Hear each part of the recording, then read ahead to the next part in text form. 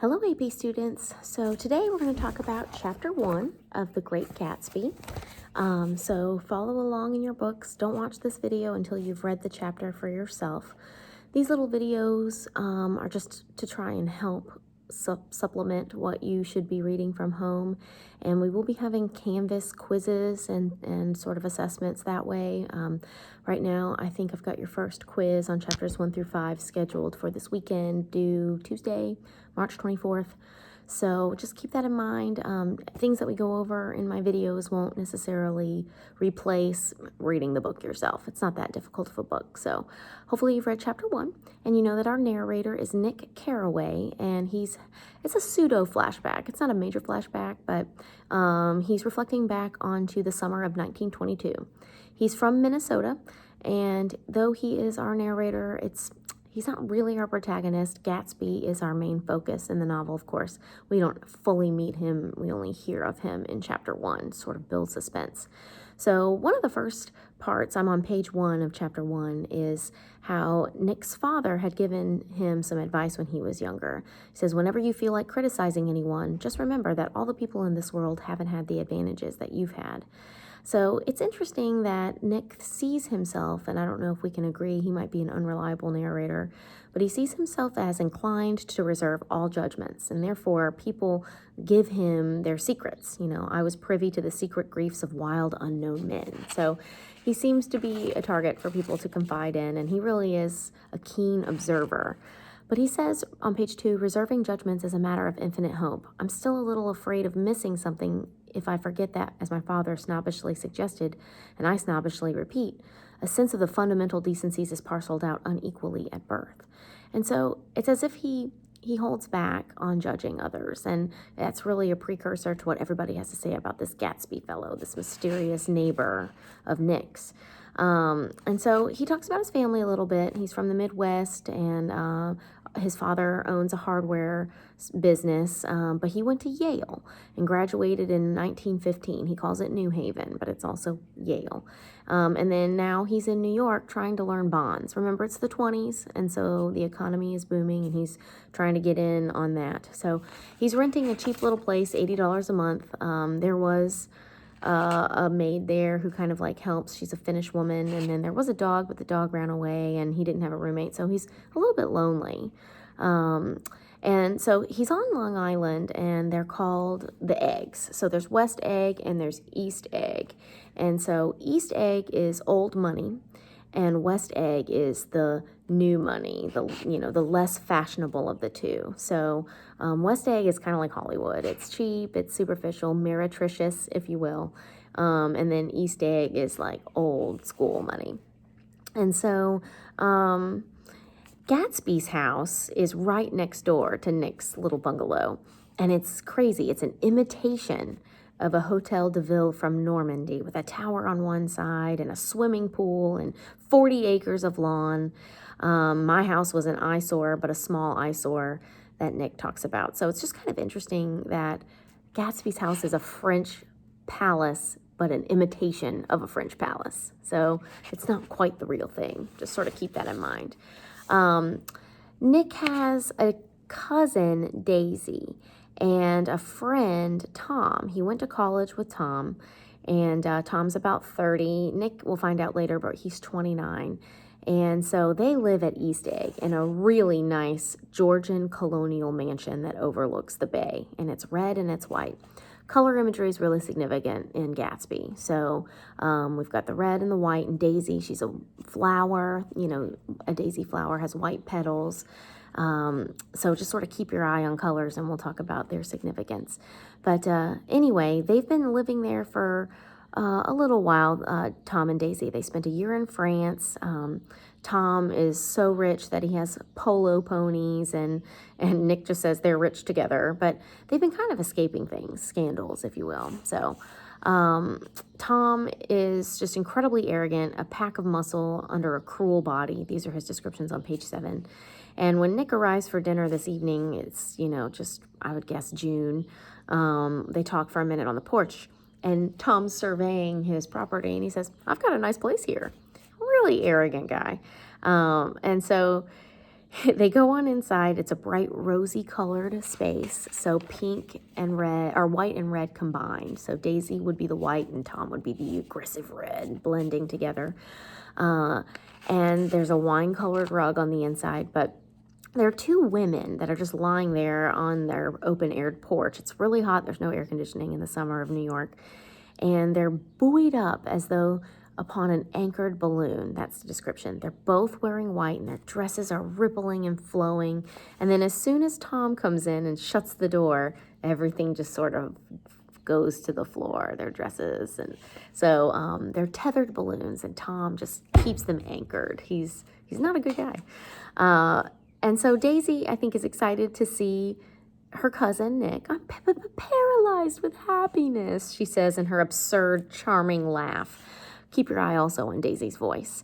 And then there's Jordan Baker, who's there too, which is Daisy's friend. And we'll learn more about her later. But all we know right now is the surname of the balancing girl was Baker. And so here's Daisy on page 9. She has a sad face, but with bright things in it, bright eyes, bright passionate mouth, and then an excitement in her voice. She asks about Chicago. Do they miss me? And Nick is really quite witty, and he says, oh, the whole town is desolate. The cars have left their rear wheel painted in black as a mourning wreath. You know, she goes, oh, let's go, Tom. Let's go tomorrow. Now, Tom and Daisy have a baby together, and she's 3 years old. And, of course, this isn't really about the child, but they do have a child. And Tom frequently mansplains and interrupts Daisy on page 10, and so he says, what are you doing, Nick? Just cutting off Daisy. And he says, I'm a bond man, you know. So anyway, an unsuccessful bond man so far. So let's see if we can catch up here. So Jordan Baker on page 11 is a slender, small-breasted girl. So I feel like Jordan has sort of man-like characteristics. Not that she is like a male, but she's not really voluptuous like a sensual woman. Her name is Jordan. Jordan can sometimes be a guy or a girl, as my 2 Jordans in this class know. She yawns a lot. We'll find out later she's an athlete. And she has just a really old aunt. She doesn't have much family, but she's a friend of Daisy, so that's why she's there. There's some really exciting foreshadowing on page 11. And so Jordan turns to Nick and says, you live in West Egg. I know somebody there. And Nick says, well, I don't know a single person. And Jordan says, you must know Gatsby. And Daisy interrupts and says, Gatsby? What Gatsby? So Daisy's familiar with someone named Gatsby. But before there could be a reply, they sit down to dinner, and it's outdoors, a rosy-colored porch, and it's sunset. And Daisy's just so idle. She says, in 2 weeks, it'll be the longest day in the year. Do you always watch for the longest day of the year and then miss it? I always wait for the longest day of the year and then miss it. So that's Daisy. She's, you know, I don't know. She's got nothing going on, and she just waits and waits and waits for whatever, June 20th, you know, whatever summer solstice is, and then she just, oops, I missed it. So there's a hint that Tom might be an abusive husband on page 12. She's worried. She's talking about her knuckle. Look, I bruised. It's black and blue. She says, you did it, Tom. I know you didn't mean to, but you did it, and that's what I get for marrying a great big hulking man. And Tom interrupts her, and instead of saying, I didn't do it, which is what my husband would say if I complained about some bruise, he says, I hate that word, hulking. And Daisy says, hulking. What do you think about their marriage? Is it good? Is it lovely? I think you can probably draw your own inferences here. Tom's also a racist. He often comments about the fall of civilization and the rise of the colored empire, a book he's reading. It's so scientific. In the middle of this dinner, the phone rings. Tom's got a girl in the city. He doesn't hide it that well. He runs to go take the call, and it really upsets Daisy, you know. So Daisy throws down her napkin and excuses herself. And so Jordan starts talking to Nick about it. And, you know, it's like, well, Tom's got some woman in New York. I'm on page 15. And this woman might have the decency not to telephone him at dinner time, don't you think? Or maybe she'd have the decency to not even have an affair with a married guy. But the standards of marriage are different in the 1920s, as I'm sure you can figure out. And so the phone rings again, and Daisy's just so upset. Eventually, Tom and Jordan sort of head off. There's no affair going on there, but it's just now a conversation on page 16 between Daisy and Nick. And Daisy says, we don't know each other very well, Nick, even if we're cousins. You didn't come to my wedding. And Nick says, well, I wasn't back from the war.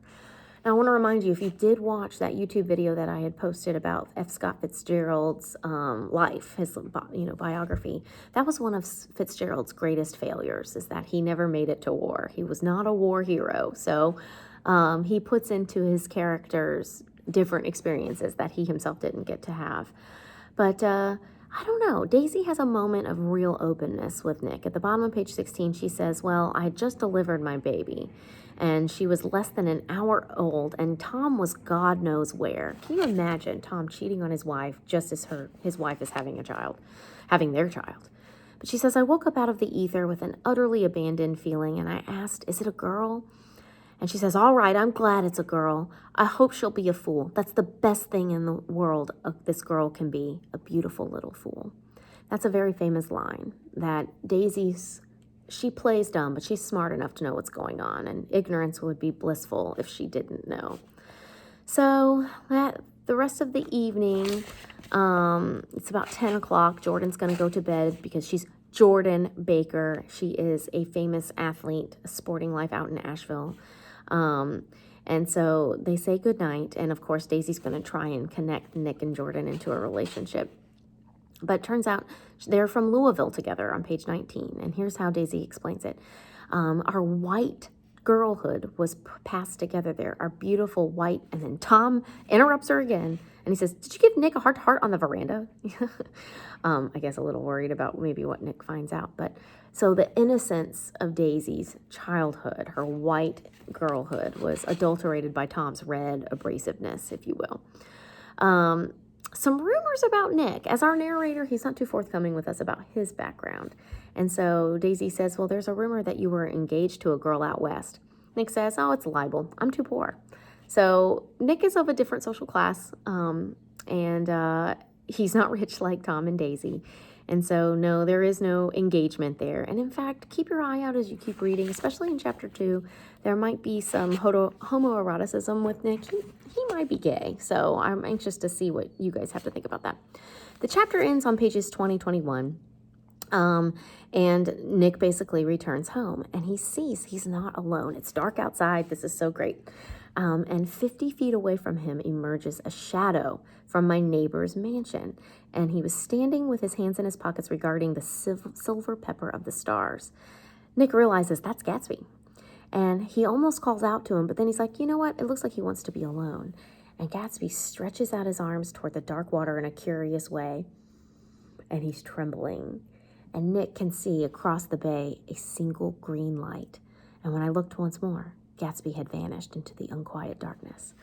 So Gatsby's keeping his eye on a blinking green light across the bay. I wonder what that is. And then poof, he's gone. Remember, the Great Gatsby, I want you to be keeping in mind the Great Gatsby. What's so great about him? Is he even real? You know, apparently there's an air of mystery about him, but it's also like the Great Houdini. Now you see him, now you don't, you know, so he disappears.